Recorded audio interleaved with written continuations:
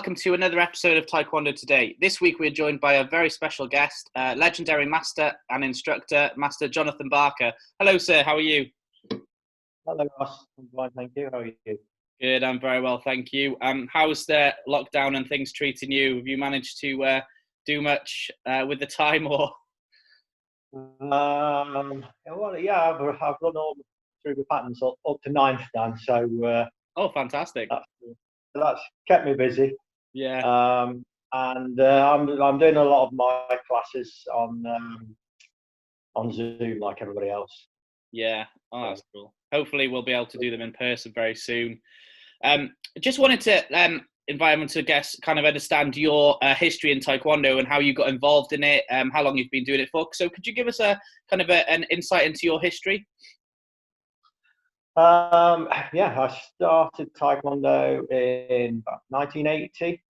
The only reason I started, because I was at the leisure centre and I just looked into a room and I recognised someone I'd gone to school with, and he was training, doing some kind of martial art. They were all just in shorts and t-shirts, and because I was watching, he shot up afterwards and said to me, come and learn this martial art. Come and learn this martial art. He said, the club's just starting up, and it's really good. It's Korean karate, because nobody had heard of. I had a leaflet given to me saying, learn Korean karate, and with Taekwondo written at the bottom. He said nobody knew what Taekwondo was, so there's no point in me saying it's Taekwondo, which was quite funny. But yeah, the person who asked me to go and do it with him, I then taught him to black belt. So. Oh wow, that's amazing. That's great. How long have you been doing it for now? From starting in 1980, that was it. I've never stopped. That's amazing. And now obviously you have your own academy, which is amazing as well. But I imagine you've been all over the world with this kind of thing, and it's taken you to many different places. Is there any kind of like countries or places that you have really, really enjoyed learning Taekwondo or being part of something to do with Taekwondo? Well, my time spent in Korea was really enjoyable. I trained at the Cookie-One Academy for 2 weeks, doing a master's course. And I think there were about 156 different countries that people were from while we were there. So you kind of say to yourself, are there that many countries? But obviously, and I've still got contacts from there. And that was back in 2000. Yeah. So yeah, I really enjoyed that. And then just the good thing about Taekwondo is worldwide. It's like having a family that live all around the world. That you could just pop into a club somewhere, and the guys will be very welcoming normally to you. Yeah, it's amazing that you said that, actually, because it's the one common thing that everyone I speak to or talk to Taekwondo about, they always refer to it as a family, no matter where you go, whether it's in different countries or at home. And I think that's the greatest thing about it. And I think a lot of people probably don't realize how close-knit the community is and with things. And the fact that, like you say, if you just go somewhere and you turn up to train, they'll welcome you with open arms. And I think it's very, very unique with Taekwondo in the fact that we're able to just have that shared common interest and then just go off and do it all together anywhere, all around the world, which is amazing. And I suppose with that many countries in Korea that you met there, forming relationships with people that you probably had never maybe even knew did Taekwondo. Because I know when we see people in the UK and then we go to international competitions and things, we meet people and we didn't even know these individuals. But then once you have that experience, they become kind of lifelong contacts.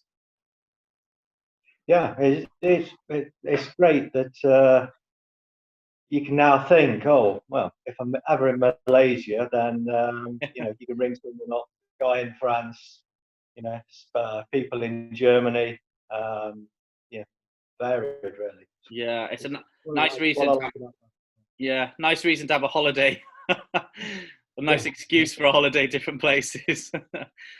Which kind of takes me on to some things about you. What would you say, with your vast career, would be your biggest achievements, individually or as somebody in Taekwondo, what would you say they would be?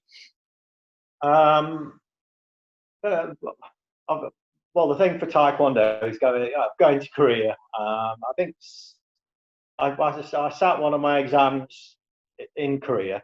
They organised a panel, so I've got the masters from the 9 Kwons there grading me.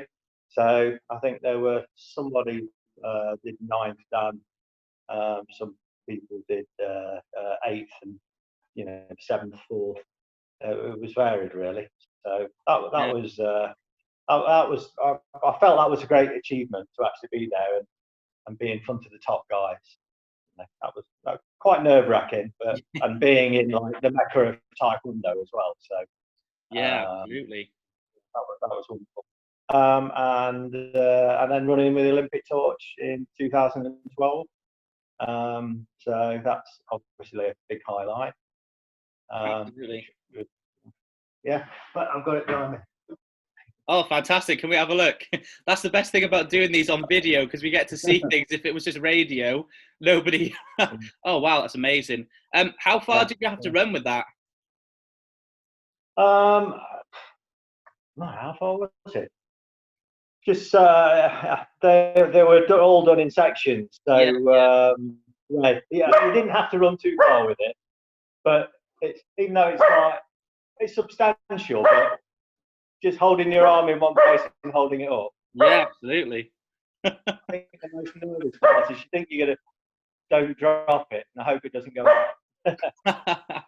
Yeah, no, it's amazing, and it's really great that you mentioned that as well, because that is such a obviously an amazing and personal achievement, but also it's such a big deal for UK Taekwondo as well. The fact that somebody from the Taekwondo community took part in such an amazing experience and to basically really show the profile of Taekwondo as well at the Olympic level, which is fantastic. How did that all come about? Did they do they contact you personally, or? People had to put nominations in, and I was nominated without me knowing. So fantastic! And they kind of do a little CV on you. So and then they chose from there, really. So I think they made sure in the country that the sports and the people who represented it had a history, and so there was some interest in there for them choosing. Yeah, so, but I was pleased that I was nominated. So absolutely, that's amazing, and it's so great that people did that, and I think that's such a nice experience as well. That for the Olympics, who knows when the next Olympics will take place in the UK. I mean, I don't really know the cycles or how they do those things as well, but what an amazing achievement. And it's amazing you got to keep a torch as well. That's a great thing to have in the home. Yeah, I've got to mount it somewhere. I'll get round to it eventually. Yeah, definitely. Have it on the outside of the house as people come in. I thought on the front of the car might be nice, but does it light up as well? Can you actually light that? Yeah. Well, normally it has a gas. There's a special fitting to take out the top. Yeah. And you can put a gas cylinder in. And I thought about doing it, but. Oh no, that's awesome. For the house. Yeah. Oh, that is incredible. Also, because you've had such a great long history in Taekwondo as well, this is why I kind of like to ask guests and things about something that is related to Taekwondo, but also in a bit more fun. Have you got any funny memories or experiences that you can legally share with us or tell us about without upsetting anyone? I think Jack must have asked you to say that. No. Yeah. Well, I mean, obviously in our Taekwondo career, I mean, just going away on trips with people at a younger age was really enjoyable, great fun. But there's certain things that always stand out in your memory. I remember doing, I think we were doing there was a grading somewhere, and in my younger days, I'd only be about 23. And we could do flying side kicks over multiple people. We were doing jumping, spinning, back kicks, breaking stuff. over Yeah. 7 or 8 people.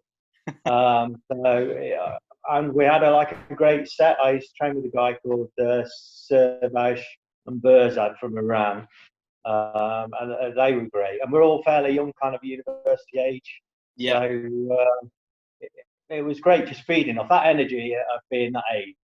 It was great. But there was a guy there who was a black belt, and he wasn't very tall, and he lined up about 6. He lined up 6 people to jump over with a flying side kick, and we went, yeah, okay.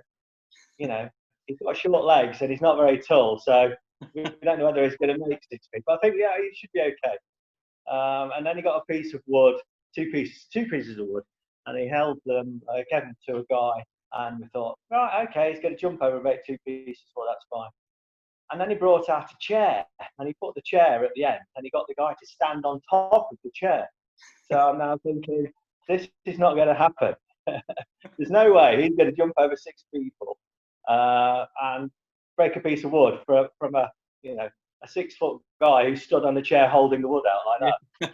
And, so we're all the black belts, so we're folding our arms at the end, going, "Yeah, this is not going to end well." But he ran. He ran, and we weren't in a big group, so he didn't have a really big run up either. But he ran and he jumped, and as soon as he took off, I knew he wasn't going to get anywhere near the knee level of the guy. But he actually cleared the people, hit the floor, knocked the chair off the guy underneath. The guy fell off the chair and landed on someone and broke 2 pieces of wood on his head. Oh, wow. Completely by accident. Yeah. By accident.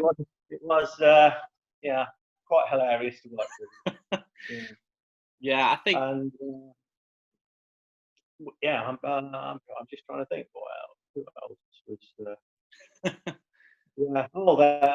My experience of fighting. I did a competition, and I decided, I'm going to go off and fight. There was no one else who could come with me. So that's my dog inside. I did this competition. It was a big competition. So I think I just got my black belt at the time, and so I came up against this guy to fight, and there was probably a couple of thousand spectators there, and I think they've got about 4 or 5 rings. Anyway, so I came up against this black belt, and he stood there in front of me, and he was like, bow, go back, sparring, and I go, right, so yeah. And he goes, Hoda, Hada, Hoda, Hiya, Hoda. And I'm like, and that's how I remember him, Hoda, man. And so I just looked at him, and it kind of just took away all my nerves. Yeah. So like Bruce Lee, I went, Hada, Hoda, what? And the guy looked at me and he went, "Are you taking the pee?"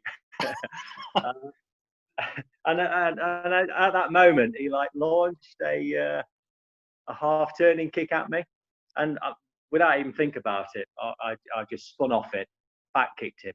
Probably hit him with the best back kick I've ever done in my life.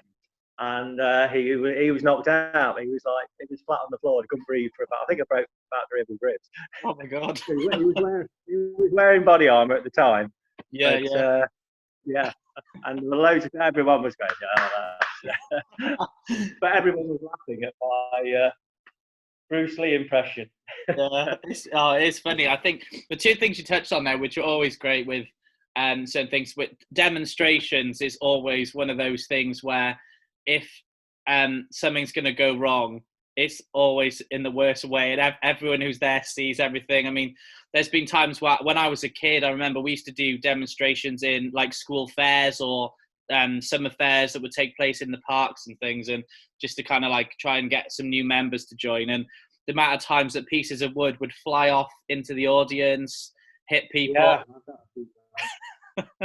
Yeah. And it just, but when it goes right, it's like you say, if someone pulls off an amazing movement or amazing stunt, you'll get everyone going, "Oh my God, this is the best thing, we'll all join." And then, but on the other side of it, if something goes wrong, the pieces of wood fly into the audience and things, and it's such a great experience, but also it's really 50-50 on whether someone's going to pull it off, even if they've trained and practiced those moves 100 times. That one time that it goes wrong.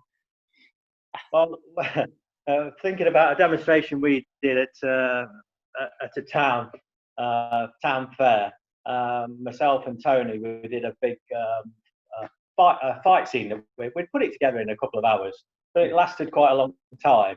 And for its day, it was quite interesting. Those where you jump and you wrap your legs around that you see in Marvel now, where they spin and flick over. We actually did that back then in about 1985, 86. And but the one thing I took, we used to have people used to have starting pistols in those days for for swimming races, and people. So I'd got a black one, and we said, "Oh, we'll use this in the demonstration." And there were loads of people watching, and we'd done one demonstration earlier, so we fired 2 shots off this blank gun. So we did all the fight scene, and then I think Tony goes and picks up this bat to go and hit me with a bat, and I pull a gun out. Oh, he pulls the gun out, and I pick up something. He points it at me this way, and then I block it and turn it to the side, and he fires 2 shots. Now, the first time he did it, it nearly deafened me for a week because it was right next to my ear. But all these people were watching who had not seen it before, and so I turned and blocked it, and he pulled the trigger twice, and all the people laughed at the side because it just went click click. Yeah. So he pulled it twice again, went bang bang. About 50, 60 people in the crowd hit the floor. So people thought the gun was going to shoot them for real. So that's not the kind of thing you can get away with nowadays. No, absolutely not. You'd have the bomb squad down, yeah. Oh, that's brilliant. That's great. And I think, but it's the perfect thing, isn't it? Because there's so many elements to it, and most people, like you say, if they when it didn't go off originally, and they had a bit of a laugh, and then a second later they're all on the floor, crapping themselves. Oh, that's great. And I think it's the same when he's like mentioned about this competition stuff as well.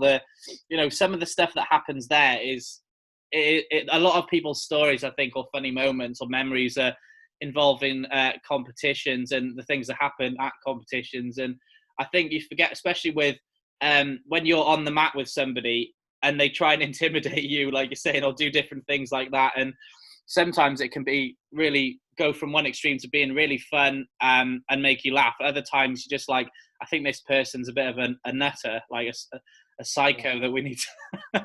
One thing I have learned is, and I learned it from an early age, I was watching the British Championships about 1988, I think, something like that. And it was the heavyweight division. And I'm watching this guy. There's one guy, he's about 6'5", and he is literally like Mr. Universe. Perfect, a perfect physique on him. It was just had muscles everywhere, and he just thought. But the guy he was fighting was the same weight as him, but he was about 5'2", and he was so round that the body armor that went round it, because normally it comes round and it protects your back. Well, his only came to his sides, the whole body armor, and he was so round. And so I'm thinking, well, we know what's going to happen here. Mr. Universe is going to flatten the little round guy, and but it didn't work out like that. And the first funny thing was the big guy happened to be wearing a gold chain, but you didn't know, and he got punched on the chest, and you saw this gold thing fly off, and he's going, my chain, I've lost my chain. I'm thinking, you're a great big Mr. Universe guy, and you're worried about, you shouldn't be wearing a chain anyway. You're fighting British Championships, and so we go, right, okay, back to the fight, and he stands there, and they start throwing out some kicks, and the little guy wasn't doing a lot, and he suddenly jumped up right up in the air to his head height and did a jumping out crescent kick and knocked the big guy out, and he fell into box splits, the big guy did, and then just lay on the floor with his arms out and his legs out. Oh my God. And it was absolutely amazing. And I just thought, never judge a book by its cover. Yeah. And yeah, so from now on, it's like, doesn't matter who I'm fighting, I'll wait to see what they're like.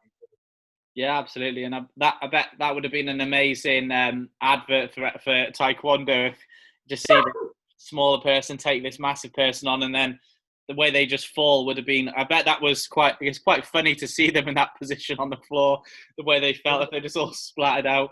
But yeah, it's amazing when you go to competitions and you see, like, you do, like, I don't know what you mean by judging a book by its cover. I remember years ago we went to actually Jack was with us, and when we went to Poland for the European Championships in 2016, a few years back, and there was you would always see the list of your competitors were like had a list on the wall of who you'd be in the categories with, so you'd know their names, but you wouldn't necessarily know who the individuals were. You know, you could tell what country they were from, but what their name was. And we would be obviously looking, and then the competitors, they'd be like, oh, I wonder who it is, and get a bit nervous, and they'd be watching other people. And I remember we thought one guy was in the category, and we saw him he was doing all these amazing like jumping front kicks really high, because they were doing special techniques, so they had the stand, and he was practicing for that, and he was doing all these 360s, these incredible techniques, and we were like, oh my God, like, if he's in the category, we're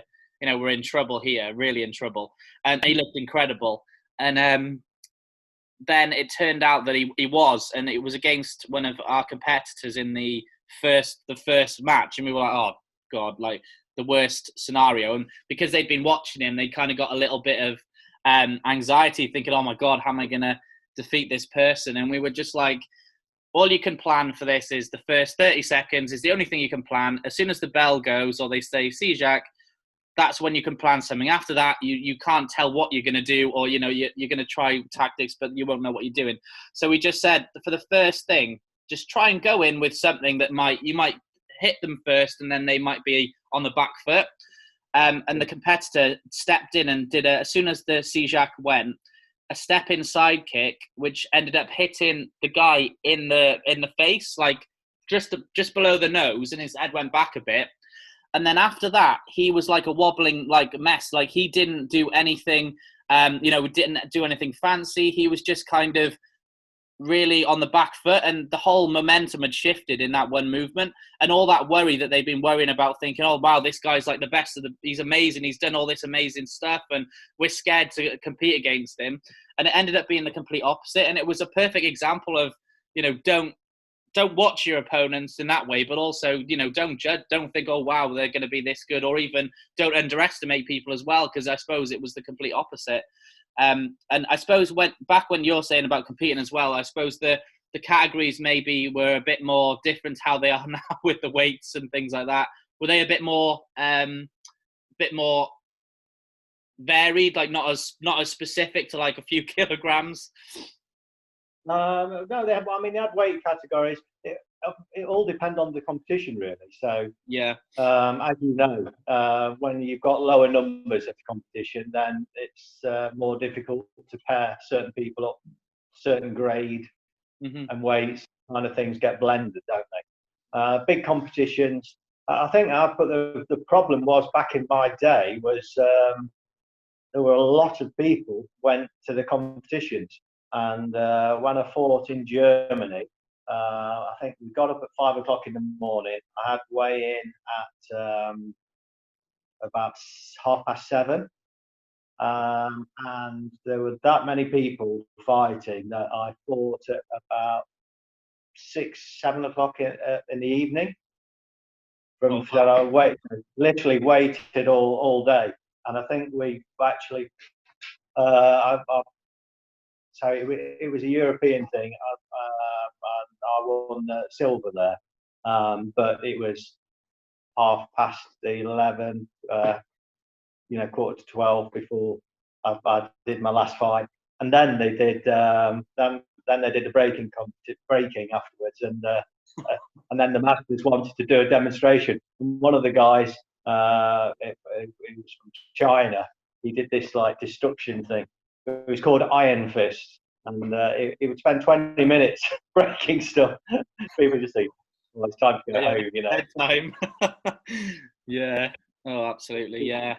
It is one of those things, isn't it? Like it can be the longest day of your life competing, especially I think nowadays as well. It'd be interesting what it was like when you were competing, but that nowadays there's a huge amount of kids competition. So the children obviously will be the first to complete their competition, just because obviously they can't be there all day. So if you're an adult, you're waiting later and later and later in the day now. So even now, like you might even not get your category till really late, just because there's so many younger people before you and stuff. But when you were competing, was it just adults, or did they kind of have kids competitions, or? Yeah, mainly adults, really. I mean, they were the things we were into doing. So, you know, the kind of kids things came along later on. Mm-hmm. It was like, you know, martial arts were mainly for, you know, 16-year-olds upwards. Yeah, I don't know. I always remember when I started Taekwondo. My brothers would, they were both older than me, and they'd all, you know, give me a thump on the arm as they went by. Those were the days. And as soon as they discovered that I'd got my black belt, they were all frightened and ran away from me all the time. But yeah, I think the kids' competitions really took off at a later date. I suppose it was a case of a long time ago, there weren't that many black belts. They were super revered in those days. Yeah. Because if you said you got a black belt, it was very unusual for someone to be a black belt back then. So there weren't that many instructors around. And the good thing is that as everything has progressed, and there's like thousands of instructors now around the country, that there's a big scope for teaching people, and people starting from a very young age.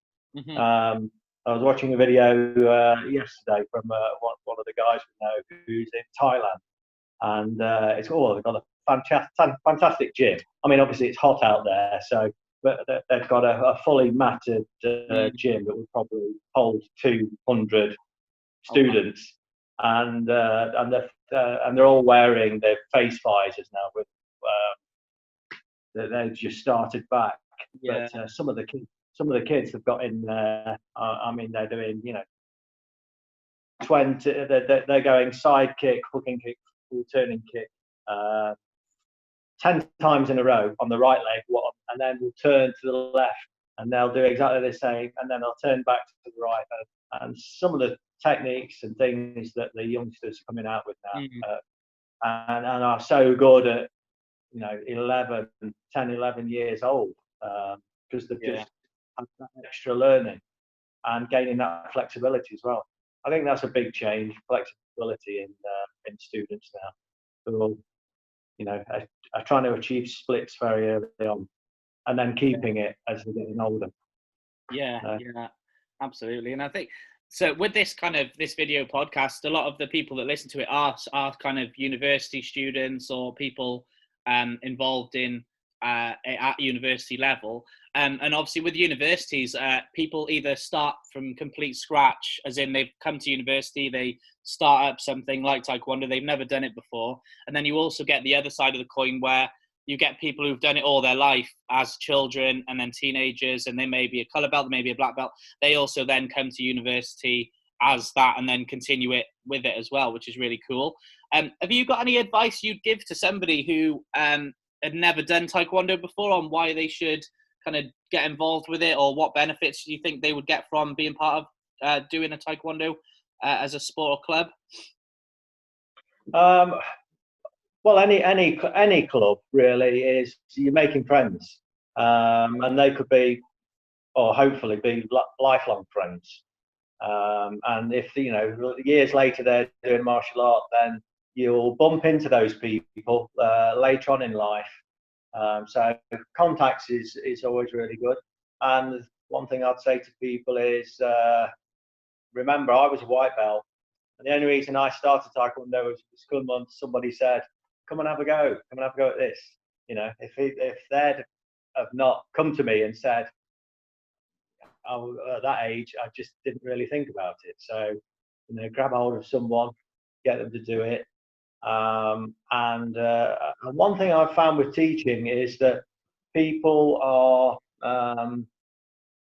you see people who are like your man who could do everything and was super fantastic. The people I've known who've trained the longest are the people who've probably struggled a bit with flexibility, or I've had some wonderful students who've had slight disability, but they moved and progressed through to black belt. So sometimes you look at other people and say, "Oh, well, they're better than me. I'll never be as good as those." But in fact, you probably will be, because some people do it and think, "Oh yeah, I can do all that. I don't need to do it anymore." Whereas other people have longevity and just keep chipping away and improving, gaining experience. So that's one thing I'd say is just keep chipping away and enjoying it, and just gaining that martial art family. Yeah, absolutely. And I think when it comes to universities, especially, that people are looking for that friendship group, because it's quite a nervous thing when you don't know anyone and stuff. And it is amazing that the Taekwondo does bring you together as such a family. And like I said, like most of the people that I'm friends with now, like my good friends, my close friends, they're all from Taekwondo at university, that we all met either from doing it before or people that have just come new. And it is amazing. Like my literal group of friends is literally 90% Taekwondo based now, which is really cool. And the fact that everyone is still continuing it. And like you say, if they move on from university and go back to their other cities they're from, or if they go to new cities or new countries, it is amazing when they do keep it up, because you're dead right, you run into them again on the scene then, which is a really cool thing to have as a long-term friend that also they're still doing it. And when we go to events and things, you see people that I haven't seen for years, but they're still doing it, which is really cool. So yeah, definitely. Thank you very much for that advice. I think that's a great way of kind of summing it up and why people should do it, because especially with all the stuff that's been going on, I hope that people will be a bit more willing to try something new as well, and they'll throw themselves into it. Because I think the problem with martial arts, you get a bit of people just think, like when you were saying before, when it was called Korean karate, because that karate was a name that sold, and they would have seen that, and then Taekwondo with the tiny bit underneath and stuff like that. It's always conceptions on what we do, and people don't really understand it. And especially if they've never even done a martial art before, it's really a strange thing to think about. So have you ever thought with Taekwondo as a martial art, have you ever really had to kind of explain to people what it is, or do they always think, oh, is it karate, is it like something else? Or do you think that people now are starting to finally get that it is very separate, it is its own individual thing? Well, people tend to say Taekwondo now, and you hear the word Taekwondo. I watched a video clip from something, watching junk on YouTube, and it was a girl gets in the car and she says, "Oh, I'm a black belt in Taekwondo," whereas it used to be, karate was kind of the only, known martial art, and judo back in the 70s. But Taekwondo is really worldwide. Every country. I mean, instructors have done so well. I think it's because it's dynamic as well, and it's an interesting martial art. And as I've trained with different instructors,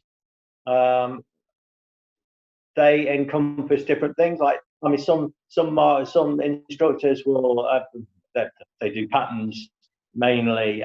They do the martial art. Their kind of thing is patterns. Other instructors love the fighting side of it. Some instructors are quite good with mixed martial arts type, because let's not forget that there's like different things like Kuksul-Wan, which is Korean art of throwing, and a lot of instructors who are they've done different martial arts. They also do Taekwondo, but they encompass all together. So you can go to some clubs and they'll do throws and locks and all sorts of things. So I never look at a martial art and say, "Oh, mine's better than yours," because the martial artist is down to the individual.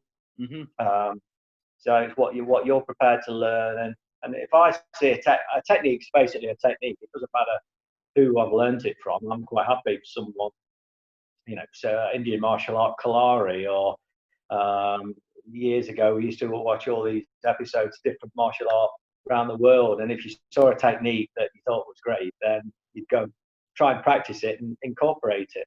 And that's what we want to do as instructors, is keep people's interest and vary it. I've got quite a good compliment from one of my students the other day, one of the dads, and he said, I've trained with you in your class for about 5-6 years, and he said, and every lesson you still do something new. And he said, I've never known a lesson where you haven't put something in that I've never done before. And he said, find that quite impressive, that you can always come up with some new technique or something I've never seen before. So I thought, I didn't realise I was doing that, but I thought it was quite a good compliment.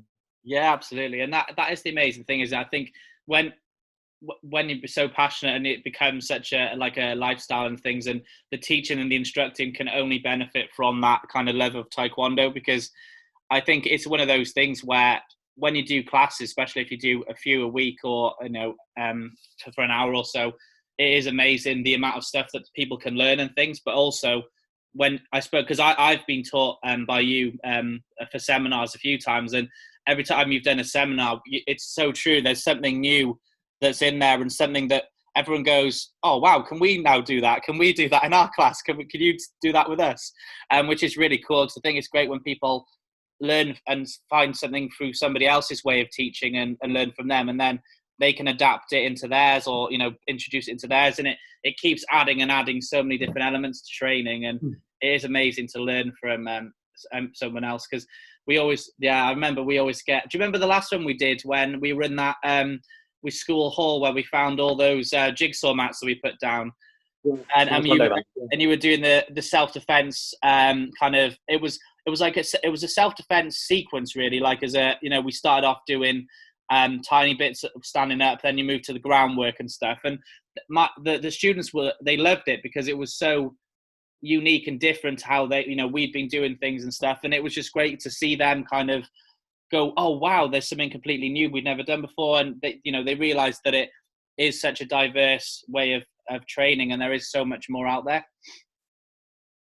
I always like the destruction side of things, but that's always quite interesting, and just like jumping over people, or things where you can say, I can do this. I think that's a good thing about the university age, is you see someone do something, you think, oh, I want to do that, and then I'd think, right, what can I do that's better than what they've done?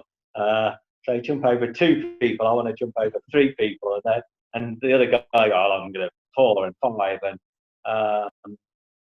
I've got some quite good photos. We used to do things like triple break, so we'd jump and do twisting kicks, side kick, so split kick, and then front kick and land. So we were doing all things like that. I'm a guy who came over from Korea that we're still friends with now. He's just retired, actually, and Munich, and he did. We started on multiple kicks through the air. So we started with 3, and he did 7 by the time we stopped training. So you'd literally jump through the air and do 7 front kicks on 3/4-inch boards. So it wasn't like these plinths. You see these pieces. Yeah, it just goes in seconds. Yeah. You flip them like that. These were proper boards that, if a guy wasn't holding them properly, and you hit them, they wouldn't, and sometimes you get a tough piece of wood that would break. But yeah, he actually did 7 in a row while jumping in the air. Wow. So yeah, that was pretty impressive. Yeah. I think that's still the highest bar for someone doing repetitive front kicks in the air. So if you know anyone can do 7, then send me the video. Yeah, we'll put a challenge out now for anybody to try and beat that. Yeah, it is so true though, because we've done certain things with students, the drills and things, and then you get especially like the special technique stuff like that, and people always do go, oh yeah, I'll try and beat them, and it's such a lovely thing to see in the class where they just keep going, and then to see who can beat who or who can do the biggest ones. We've done ones in the past where you pile up, the big kick shields where you put them on top of each other and you keep piling them up as a tower. And I think one of the guys in the end, I think the record was 8. He jumped over, I think, 8 of those in the end, which it was incredibly high. And then to like still do the technique on the pads and the boards. And we all love the pyramid as well. When you get the 3 at the bottom, 2, and then 1 on top, and hold a board and things, and jump over the pyramid and stuff like that. And it is amazing because I think a lot of people don't realize that the kind of fun in doing that sort of stuff you can do with training. It doesn't always have to be, purely a session on syllabus stuff. You can always go off on a tangent and do kind of the fun stuff. And I think that's what really, really complements it well as well, that it has such a diversity to what we actually do as part of the syllabus or the training itself. It's really, really cool that all these things are part of it, and not just kind of something you can see on a video and then you go, oh wow, but I never knew I could do that. And I think people are surprised on how much they can actually do themselves when they just have a few goes at it in training. Yeah, I mean, we were lucky that the fact that we got a place that we could carry on training through. So we used to do like a 3/4 of an hour session, and then all the people who wanted would then stop, and then we'd do an hour, just mucking about really, and like I say, trying stuff. There was always something interesting to do. In fact, they used to do. We used to have nunchucks and staffs and Cool. So yeah. But saying about the jumping over, it's how the health and safety's changed now. So obviously, in our day, we used to line up chairs to jump over. Oh dear, yeah. And there were those plastic ones with the metal legs, so when they flipped, and somebody splashing down in the middle of 6 chairs in a row was quite interesting. But you never really thought about it. Well, you did think, I don't want to land on the chairs, but it's worth doing you anyway. You dream of doing that now. Yeah, absolutely. I know, because like I say, we were using soft pads, so if you fell on that, it'd be the easiest comforting thing. Yeah, but no, it is amazing how it's kind of changed in that way as well, with things that I suppose with martial arts as well, because it's always such a risk to certain things. But when you're enjoying something and doing it, you don't think, like you say, with the chairs, it'd just be, oh, we can make those higher, let's use those. It wouldn't be oh my God, this can break our backs or whatever if we fell on them. So we were doing the long way. So we started with a chair and kicking a pad, and in fact, I went to train with. There was quite a big group from around the country, and I'd not done it for a long time. A guy called Mark Bell, and I used to train with his dad a long time ago. So this is his son, who's now an instructor. And he was saying, he said, yeah, Master Park, he said, you used to do like really good long flying psychic, didn't you? And I'm thinking, well, yeah, a long time ago. And he sat out of the chair. Well, let's jump over. Jump over the chair. And there were some other people there that were trying to do loads of techniques that, there was one guy, and he was like, he was trying to show off a bit. So he's 20 years younger than me at the time, and he was saying, "Oh, can you do this jumping kick? Can you do that?" And he'd always set some, because he'd never met me before, so he'd always set something higher and higher. And then we were doing 360-degree hooking kicks, jumping hooking kicks, 360 spins. And he said, "Oh, can you do that?" And it's like, he he's not going to be able to do this. I did it, and but I hadn't done one for 10 years probably. And then they set the chairs up, and we got to 5 chairs stacked in front of them, kicking the pad, and I was the only one who did it, who did the end one. So we got these guys who were 20 years younger than me at the time, and I'm thinking, yeah, I've still got it. They were all nodding respect in me. Yeah, that's. I wasn't afraid of the chairs, and they, you know, you could see them running. They were in. When 5 went on, they all went, no, Yeah. So we used to do this not for all normal training. Yeah. Oh no, that's great. It's been amazing talking to you today, Master Barker. Thank you so much for joining us and being our guest. I look forward to hopefully seeing you soon, and all the best. Thank you very much. Okay, so well, everyone, keep training. Thanks, sir. Bye now. Bye.